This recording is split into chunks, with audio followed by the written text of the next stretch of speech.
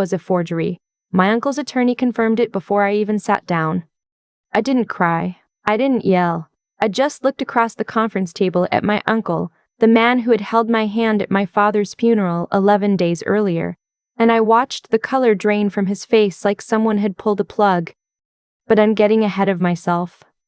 My father, Walter Haynes, spent 32 years building a commercial cleaning business in Columbus, Ohio.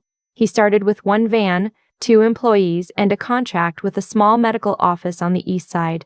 By the time I was in high school, he had 43 employees and contracts with 3 hospital networks. He wasn't flashy about it. He drove the same Ford F-150 for 12 years. He kept a coffee maker on his desk that he'd bought at a garage sale in 2003. He was the kind of man who measured success by whether his people had health insurance, not by whether he had a lake house. He did eventually get the lake house, a small one on Buckeye Lake. He bought it the year I graduated from college, and he told me over the phone, laughing a little like he was embarrassed, that he figured he'd earned it. My uncle, his younger brother, had never built anything. Mitchell had spent most of his adult life moving between sales jobs, insurance, then cars, then some kind of software he could never quite explain at Thanksgiving. He borrowed money from my father twice that I knew about. Probably more that I didn't. My father never talked about it. That was just how he was. Family was family. When my father was diagnosed with early-onset Parkinson's in the spring of my 28th year, Mitchell was the first person to offer help. He lived 40 minutes away in Westerville. He said he'd check in. He said he'd help manage things. My father, who had never in his life asked anyone for anything, said yes. I lived in Portland then. I'd moved there for a job in UX design 3 years earlier. I flew home every 6 weeks, sometimes more. I called my father every Sunday without fail. We talked about the business, about the lake house, about the Cleveland Browns, who he loved with a loyalty that I had always found both admirable and concerning. He sounded okay. His hand shook sometimes. His voice was slower, but he was still him. What I didn't know, what I couldn't see from 2,000 miles away, was that Mitchell had started quietly repositioning himself. He became my father's primary contact for the business accountant. He started handling the mail. He suggested that my father consolidate his banking at a single institution, a branch near Mitchell's house. He said it would be simpler. My father, who was increasingly frustrated by the physical difficulty of driving himself around, agreed. It was simpler. Within 8 months of Mitchell becoming my father's unofficial helper, my father had changed his estate attorney to someone Mitchell recommended, a man named Aldrich, whose office was in a strip mall in Westerville, sandwiched between a nail salon and a check-cashing place. I only learned this later. My father died on a Tuesday in October. He was 61 years old. I was on a plane 4 hours after my uncle called me. At the funeral, Mitchell stood beside me and held my arm during the graveside service. He said he was so proud of you. I believed him. I had no reason not to. 3 days later, Mitchell asked me to come to the attorney's office for the reading of the will. I remember sitting in that strip mall parking lot looking at the faded sign for Aldrich and Associates and feeling something shift in my stomach. Not a thought exactly. More like a warning that didn't have words yet. Inside, Aldrich read through a document that left the business, the lake house, the investment accounts, everything, to Mitchell, described as my father's primary caregiver and trusted partner in managing his affairs. There was a single paragraph about me, a cash bequest of $15,000 and my father's watch. I sat very still. Mitchell was looking at his hands. I said, "Can I see the original document?" Aldrich said that wasn't standard procedure at this stage. I said I'd like to see it anyway. Mitchell put his hand on my arm and said, "Sweetheart, your dad and I talked about this. He wanted to make sure the business was in good hands. He knew you had your own life out in Portland." I looked at him. I said, "When was this will signed?" Aldrich shuffled papers. August of this year. My father had been diagnosed with the Parkinson's-related cognitive condition in June. His neurologist had flagged concerns about his decision-making capacity at that same appointment. I knew this because I had been on the phone with that neurologist myself with my father's permission, 3 days after the appointment. I said nothing else at that meeting. I thanked Aldrich. I thanked Mitchell. I drove back to my father's house. The house had grown up in on Crescent Mill Road, and I sat at his kitchen table in the chair he always sat in, and I allowed myself exactly 1 hour to feel everything. Then I opened my laptop. The first thing I did was call my father's original estate attorney, a woman named Gail Ostrowski, who had handled his affairs for over a decade. I had her card because my father had given it to me years earlier and said, "If anything ever happens, she's who you call." I had always thought that was just his way of being prepared. I understood now that he might have been telling me something more specific. Gail answered on the second ring. When I explained what had happened, she was quiet for a moment. Then she said, "That's not the will I drafted. I last updated Walter's will in March. He called me in August and said he'd decided to work with someone closer to home, and I transferred his file. I assumed it was just convenience." Another pause. "What's the name of the attorney he switched to?" When I told her, she said, "I don't know that name." She did not sound surprised by that. Gail referred me to a colleague of hers, a probate litigation attorney named Whitmore, who specialized in two things: undue influence cases and elder financial abuse. I was in his office the next morning. I want to explain what undue influence actually means, because I didn't fully understand it until Whitmore laid it out for me. It's not just pressure. It's a legal doctrine that says when someone in a position of trust and authority over a vulnerable person, an elderly parent, someone with a cognitive condition, someone isolated from their support network, uses that position to manipulate the person into changing their estate plan, the resulting documents can be invalidated. The key factors are isolation, dependency, and a result that doesn't make sense given the person's known wishes and relationships. My father had been isolated, he had become dependent, and the result, cutting out his only daughter, who he called every Sunday, who he'd put through college, who he'd told his accountant was his primary heir, made no sense at all. Unless someone had worked very hard to make it happen. What I found over the following weeks, working with Whitmore and a forensic document examiner he brought in, was methodical and devastating. The signature on the August will did not match my father's signature from documents signed in March or from the prior year. The differences were subtle but consistent, the kind of inconsistencies that appear when someone is either being guided during signing or when the signature is not theirs at all. The document examiner's preliminary assessment was that there was a significant probability the signature had been traced or otherwise produced without my father's full and independent participation. Additionally, Aldrich had no record of a formal capacity evaluation being conducted before the will was executed, which is not legally required but is standard practice for any responsible attorney working with a client who has a documented cognitive condition. Whitmore said that omission alone was a red flag large enough to see from space. There was more. My father's primary bank account had seen a series of withdrawals beginning in July, 11 separate transfers, ranging from $2,000 to $8,500 each, totaling just over $41,000. The memo line said things like household maintenance and medical supplies. I pulled my father's medical records and his home maintenance receipts, which I found in a folder in his filing cabinet exactly where he'd always kept them, organized by year, because that was who he was. The numbers didn't match, not even close. And then there was the email. My father was not a man who embraced technology quickly, but he had learned to use email in his 60s because I taught him, and we'd been corresponding regularly for years. After his diagnosis, his emails had become shorter, sometimes confused in their phrasing. But in late July, something shifted. The emails started using phrases my father never used. They referenced conversations we hadn't had. One email mentioned that he'd been thinking about his brother's dedication and didn't know what he'd do without him. My father, in all the years I'd known him, had never once described Mitchell as dedicated. He described him as charming, as fun at Christmas, and on one memorable occasion as a man who could sell a sunburn to someone in Alaska.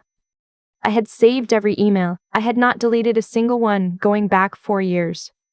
Whitmore said the email evidence, combined with the financial records, the signature analysis, and the timeline of Mitchell's increasing control, was enough to file. We filed a will contest in the Franklin County Probate Court on the grounds of undue influence and lack of testamentary capacity. We simultaneously filed a civil complaint for financial elder abuse against Mitchell personally. Mitchell hired an attorney, a real one from a real firm downtown, and for the first 3 weeks, his attorney sent letters that were confident and aggressive. They called our claims speculative. They said my father had made a free and informed choice. They said I was a grieving daughter who couldn't accept her father's wishes. I let them talk. Because what Mitchell's attorney didn't know yet was that I had also gone to the lake house. My father kept a small office in the lake house, a room he'd converted from a bedroom, with a desk that looked out over the water. He used to joke that he did his best thinking there. When I went through that room, quietly, legally, as my father's daughter and an interested party in the estate, I found a locked drawer in the desk. I found the key on a hook inside the kitchen cabinet, behind the coffee filters, because my father was the kind of man who hid things in sensible places. Inside the drawer was a notebook, my father's handwriting, the real thing, the March handwriting, not the August signature. It was a record he'd been keeping, starting around May, of things that were bothering him.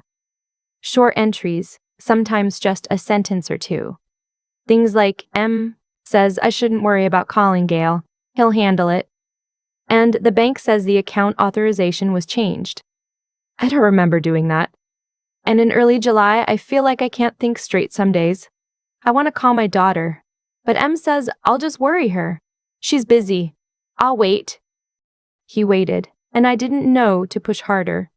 I read that notebook sitting at his desk, looking out at Buckeye Lake, and that was the only time during all of this that I truly broke down.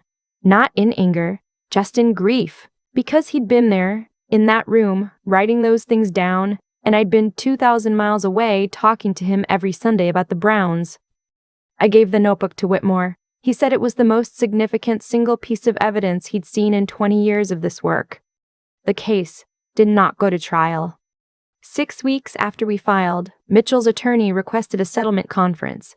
We sat across a table in a mediator's office downtown. Me, Whitmore, Mitchell, and his attorney. Mitchell came in wearing a suit I'd never seen before. His girlfriend sat in the lobby and looked at her phone the entire time. Mitchell did not look at me once during the entire 3-hour session. Whitmore had already referred the financial records to the Franklin County Prosecutor's Office. That referral, and the likelihood of criminal charges for financial exploitation of an elderly adult, a felony under Ohio law, with penalties up to 8 years, had a clarifying effect on Mitchell's willingness to negotiate. The settlement agreement was finalized 2 weeks later. The August will was formally set aside. My father's original will, the one Gail Ostrowski had on file, was submitted for probate. Under that will, the business, the lake house, the investments, everything my father had built over 32 years came to me.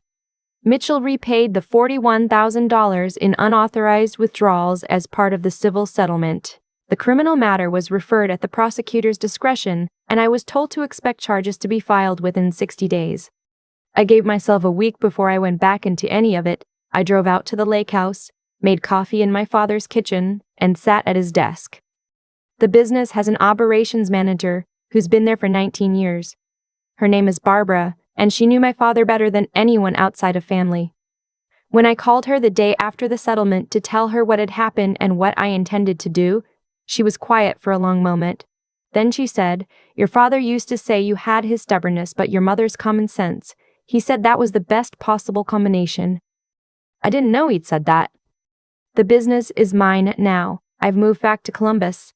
I still call Gail Ostrowski whenever I have a question I can't answer myself, and she still answers on the second ring. The watch my father left me, the one even the fraudulent will had included, probably because Mitchell thought it wasn't worth anything, is a 1987 Seiko that my father's own father gave him the day he opened the business. It runs about 3 minutes fast. I set my phone by it every morning. Mitchell thought he understood my father. He'd spent 2 years in that house handling the mail, answering the phone, inserting himself into every corner of my father's life. But there are things you can only know about a person if you've known them long enough to understand what they hide and where they hide it. A hook behind the coffee filters, a notebook and a locked drawer, a card in a wallet with a phone number and a note that says, "Call her first." My father left me more than the business. He left me a trail laid carefully by a man who knew something wasn't right but couldn't say it out loud. He knew I would find it. He raised me to find it. The thing I keep coming back to is the notebook, not the settlement, not the court filing, not the moment Mitchell's attorney stopped sending aggressive letters. The notebook. My father sitting alone at that lake house desk, looking out at Buckeye Lake, writing down things that frightened him in sentences so short they barely took up a line. I don't remember doing that. She's busy. I'll wait. He waited, and I'd had to live with the fact that he waited. I used to think that doing the right thing protected you, that if you were decent, if you worked hard, if you trusted the people closest to you, the world would more or less hold.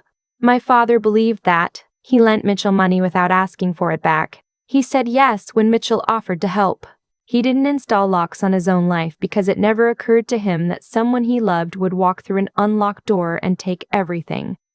That's not naivety, that's integrity. And integrity, I've learned, is not a shield. It's a choice you make about who you want to be, independent of what it costs you. My father made that choice every day for 61 years. Mitchell made a different one, and the distance between those two choices is where the whole story lives. What saved me wasn't anger. I had plenty of that. What saved me was clarity. The ability to sit at my father's kitchen table for exactly 1 hour, feel everything, and then open my laptop and start thinking. Gail Ostrowski's card was in my father's wallet because my father had been clear-eyed enough, even through the fog of illness, to make sure I had a way out. He couldn't fight for himself at the end, so he left me the tools to fight after. That kind of thinking, the long, patient, forward-looking kind, is what Mitchell never understood about either of us. He saw the withdrawals as a transaction. He saw the will as a document. He saw my father as a resource running low. He never once considered that the man he was stealing from had spent 32 years solving problems, building systems, and teaching his daughter to do the same. Mitchell thought he was outmaneuvering a grieving 20-something. He was actually dismantling the trap he'd already walked into. Persistence is quieter than people expect. It doesn't look like defiance. It looked like me driving to a strip mall parking lot at 9 in the morning with a bad feeling I couldn't name yet. It looked like calling a probate attorney I'd never met and staying in that office for 2 hours asking every question I had. It looked like going back to the lake house, opening a kitchen cabinet, and checking behind the coffee filters because that's exactly where my father would have left a key. You don't get through something like this on emotion alone. Grief will carry you for a day, maybe 2. After that, you need to be able to think. And thinking clearly when everything hurts. That's not a gift. That's a discipline. My father modeled it his whole life without ever calling it that. Mitchell is facing criminal charges. The business is mine. I wear my grandfather's Seiko every day, even though it runs 3 minutes fast. I set my phone by it every morning anyway. My father did too. Some things you keep not because they're perfect, but because they're true.